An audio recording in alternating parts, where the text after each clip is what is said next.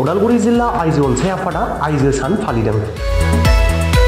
उदालगुरि जिल्ला आइजो अनसाय आफादनि बानजायनायाव उदालगुरि जिल्लानि खाग्राबारियाव सानसेनि हाबाफारि लानानै बिमा माहारि सान फालिदों।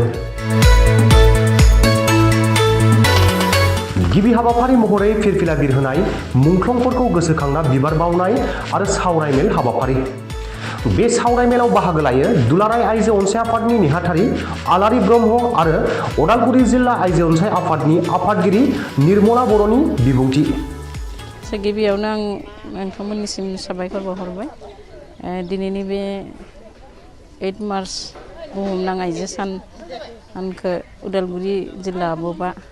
खाग्राबारि दख'रा दुलाराय बर' आइजो अनसाय आफादनि बानजायनायाव खुंफुंनाय जाबाय। दिनैनि बे गोथार सानाव जोङो आइजो माहारिया थांखि लानानै खामानिफोरखौ मावलांनांगोन आरो दिनै बे थांखियानो जाहैबाय दिनैनि बे 8 मार्चनि गाहाय थांखियानो जाहैबाय थीमानो जाहैबाय जों आइजो माहारिया गोदोनि जायफोर नेमखान्थि बेफोरखौ एसे माने समजों गोरोबनानै सोलायलांनानै जोंनि मोनथाय आरो मोननांगौफोरखौ लानानै जोङो खामानि मावलांनो नाजानांगोन। जों गावखौनो खामानियाव इनभेस्ट खालामनांगोन आरो जौगायारि खामानिफोरखौ मावलांनो थाखाय दिनैनि बे सानाव थांखि लानाय जाबाय। आरो दिनैनि बे साननि गेजेरजों आं आइजो माहारिखौ खावलायनो सानो जे जोंनि समाजारि, रांखान्थियारि, सोलोंथायारि मोनफ्रोमबो बिथिङाव जाहाथे जोंनि न'खरखौ जौगाहोलांनाय, न'खरजों लोगोसे गथ' गथाय बा न'खरनि साफ्रोमबो सोद्रोमाफोरखौ जाहाथे जों मोनफ्रोमबो बिथिङाव समान भाबै जोङो जौगालांनो हायो, बेखौ आङो हास्थायदों। आरो जोङो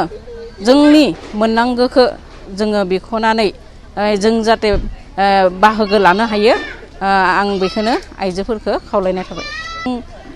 जिल्लानि बिबानगिरि बा दुलाराय बर' आइजो अनसाय आफादनि सासे मावथि हिसाबै बेखौनो बुंनो नागिरो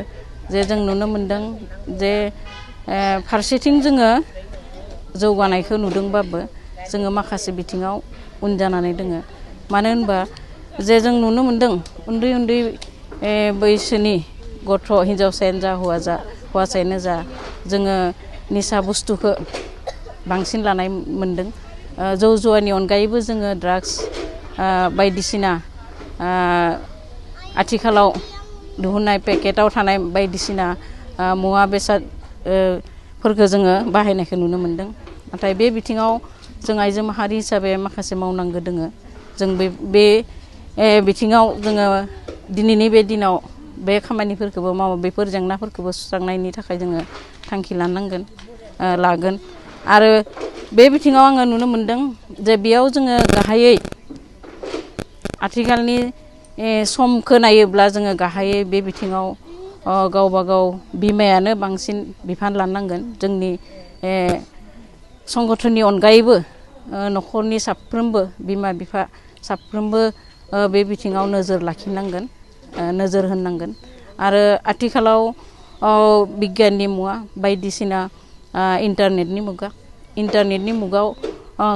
सोलिनो नांगौबा जों बांसिन ब्रेनखौ बाहायनांगोन। आरो जोंहा ब्रेन दोङो नंगौ, खिन्थु जों ब्रेनखौ दाबो बाहायनो रोङाखै। आरो बे ब्रेनखौ जोङो जुदि बाहायनो हायोबासो जों बे इन्टारनेटनि मुगाजों सोलिनानै बे जौ जुवा बायदिसिना निसा बुस्थुनि बेफोरनिफ्राय जोङो एसे गोजानाव थानो हागोन होननानै आं सानो। आरो जों बेफोर खामानिखौ मावफुंनो थाखाय जों आइजो हिसाबै नाजागोन।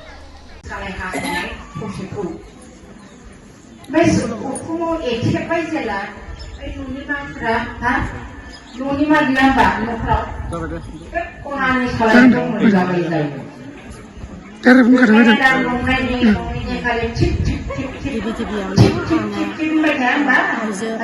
दुलाराय बर' आइजो अनसाय आफादनि जानानै नोंथांमोननिसिम आंनि गोरबोथौनि खुलुमनाय आरो मोजां मोननायखौ जासिहरग्रोबाय। दिनै इन्टारनेशनेल वुमेन डे अर्थात 8 मार्च, बे 8 मार्चखौ उदालगुरि जिल्ला सानसेनि मेहेरगोनां हाबाफारि लानानै नैबे खाग्राबारि सामथाइबारि बे ओनसोलाव बे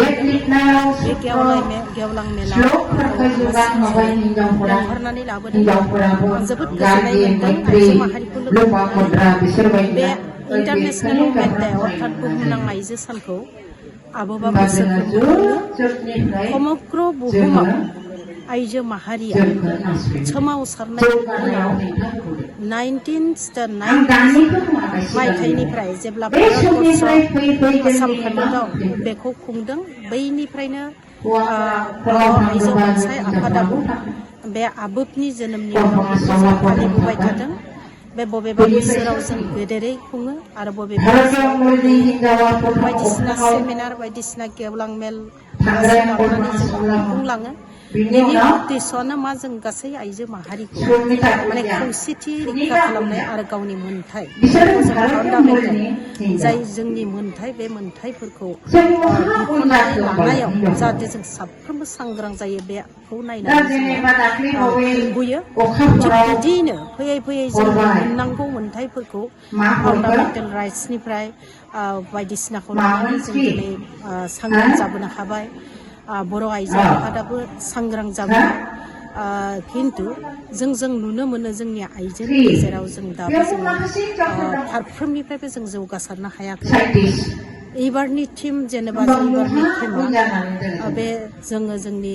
मोननांगौ गासैखौबो लाजोबनानै फारफ्रोमनिफ्राय बुथुमनानै जों खौसे जानानै खामानि मावनो हानाय जेरै इउएनआ फोसावनाय इन्सपायार कनक्लुसन माने फारफ्रोमनियावबो जों आइजो माहारि जेरै पलिसि मिटिंआनो जा राजनितियानो जा सोलोंथायानो जा बा गुबुन गुबुन बिथिङाव जों जाहाथे जोङो खामानि मावनो सुजुग सुबिदा मोनो गावनो सांग्रां जानानै जों खामानि मावलांनो हायो होननानै सम लानायनि जोंनि दिन बे टीमखौ बोसोरफ्रोमबो इन्टारनेसनेल वुमेन डेआव राष्ट्र संघआ फोसावो एबारबो बेखौ फोसावदों आरो बेनि गेजेरजों जों गासै गामि गफानि आइजो माहारिखौ लानानै जों साफ्रोमबो आइजोआ जाहाथे जों सांग्रां जायो थिग जेरावबो जों गुबुननि सायाव सोनारालासिनो जोङो माने गसंथानो हायो बेखौ नायनानैनो सांग्रां जाथों होननानै जों बे मेल मिटिंखौ लानाङो आरो फैबाय थानाय सानफोरावबो जों जोंनि थाखानाय सान आबोनि दिनफोरजों लोगोसे बे इन्टारनेसनेल वुमेन डेखौ जों खुंलांबाय थागोन होननानै आसा फारिदों आरो बेजों लोगोसे जोंनि बर' आइजोफोराबो माने जों मा मावनांगौ माबोरै थांना थालांनो हागोन जों माबोरैबा सांग्रां जानांगौ बेफोर बाथ्राखौ मोनथिलांनो हायो बेखौ आं आसा खालामदों आरो हागोन साफ्रोमबो जुदि आइजोआ जुदि ओंखारबोयोब्ला जों मोनसे समाज मोनसे हारिनि जौगासारलांनो हागोन मानोना जुदि आइजो माहारिया जौगायाबा जेसेनो जों समाजखौ जौगाहोनो जौगाहोनो सिन्था खालामाबा बे फेलें जागोन ओंखायनो गिबियाव आइजो माहारिया जौगाग्रोनांगोन अब्लासो जोंनि हारिया हादरा देहा जौगासारगोन आं बेखौ आसा खालामो नोंथाङा 100 रांजोंनो गंसे बास थार आरो बलेर' गारिनि बिगोमा जानो गोसो जादों नामा जुदि जादोंब्ला 7531977963 आरो 9395408423 नम्बराव फन हरनानै थाबैनो लादो गांसे लटारि बेनि उनावनो खाफालाव थायोब्ला नोंथाङा जानो हागोन गंसे बास बलेर' आरो थार गारिनि बिगोमा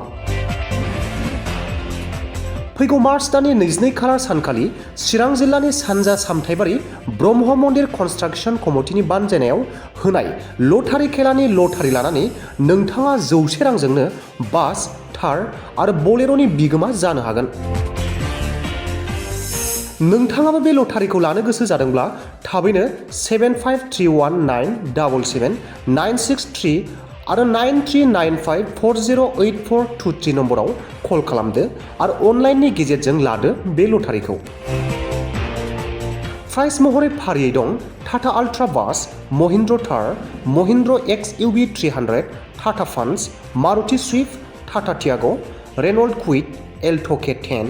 आपाचे 160 हन्डा डिअ आरो महिन्द्र बलेर'